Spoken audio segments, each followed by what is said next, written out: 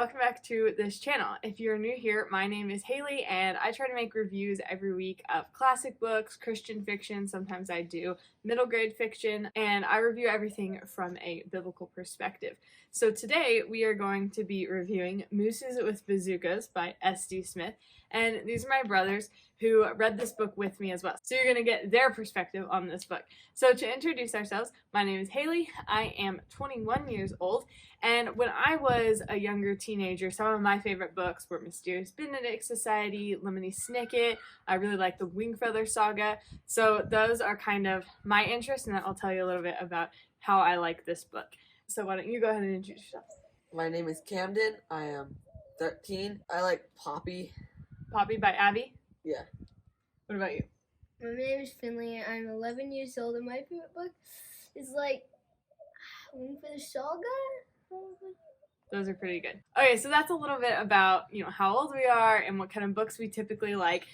So recently we read Mooses with Bazookas and Other Stories That Children Should Never Read. This book expired February 31st, 1977, so read at your own risk. And some of the endorsements on the back say, "Fantastic is not a word that comes to mind," or "Astounding problems at the sentence level and beyond," or "S.D. Smith is in dire need of a genius editor." So very Lemony Snicket style in the definitely don't read this book, it will be terrible for you, which really makes you want to read it, this book. So boys, why don't you go ahead and give us a little synopsis of what this book is about. It's about a man who sends bottles because he's stranded on an island, and there's stories in the bottles and letters, and that's mostly what the book is about. Yeah. Did you add anything? No. No? Okay, so who are the different characters?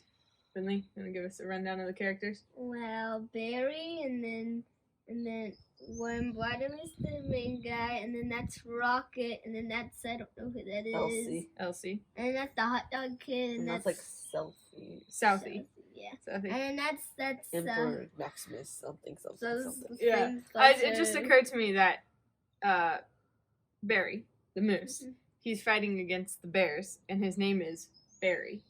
I didn't think about Barry sounding like a bear. That's funny. Yeah, so basically, Wally Warmbottom, he's stuck on an island, and he writes letters, and he sends them in bottles for someone to find, and then he also finds these stories on the island and sends those to whoever finds it. He's also asking to be rescued a lot in the book. So, Finley, who is your favorite character in here? Barry. Barry, why? Because he's funny, and I don't know, it was just interesting to me. It was most like adventurous, right? Yeah. Yeah. What about you, Kim?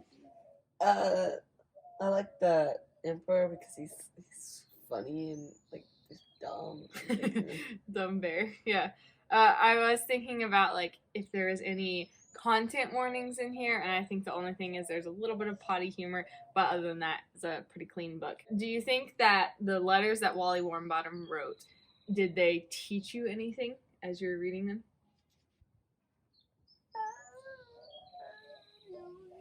No. Not that I can think of. I think a lot of the stuff in here, it may go over a younger reader's head, but there's a lot of funny references to things or words that you might not know the definition to, but if you did, it makes the sentences a little bit funnier. So in that way, it's a lot like Lemony Snicket and teaching you better vocabulary, which I thought was cool. Okay, Finley, why would you recommend that kids your age read this book? Well, it's really funny and interesting, and it's about a lot of stories that, kids like my age would like. Yeah. What about you, Camden? Why do you think kids your age should read it? Because I like short stories where you just like read a short story and get done real quick. Mm-hmm. And I like the funny. That's really what I like about it. Yeah, I do like the short story letter format. Usually I'm pretty terrible at reading books out loud and actually sticking with it, but I felt like we read this book really fast. Like the letter format made you want to like keep reading and not stop that day. Okay, so why, if you were going to convince some parents to buy this book for their kids, how would you convince them? because it's like even parents like it too because it's funny for them too.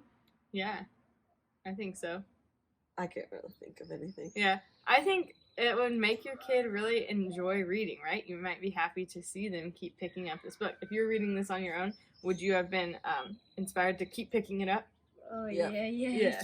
It's like you don't want to stop reading it, right? And I've read lots of stories like families reading it together. It made for a great read aloud. Okay, so here's kind of a controversial question. Do you like this book better than The Green Ember or worse? Worse, I like the Green Ember more You do? Why? because this one's really funny. The other one is just really good. It has a better like plot to it. Right? Yeah. What about you, Ken? Same. You like Green Ember better? Yeah. Have you read any of the sequels to Green Ember? No.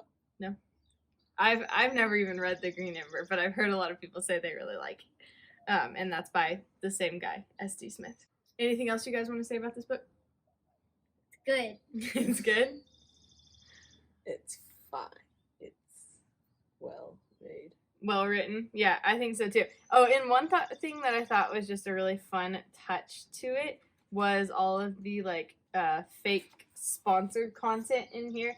And he even set up a whole website, the Rainforest Empire, where you can go and it seems like you're buying these books that are sponsored, but then they're all like out of stock. But I thought that was really cool because it feels like you're actually in Wally Warmbottom's world, and that it's real, which I thought was neat.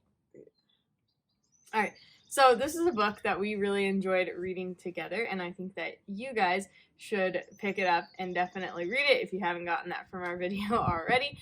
We all give this book a thumbs up, and thank you to S.D. Smith for sending it to us, and we look forward to reading more books by him. Bye.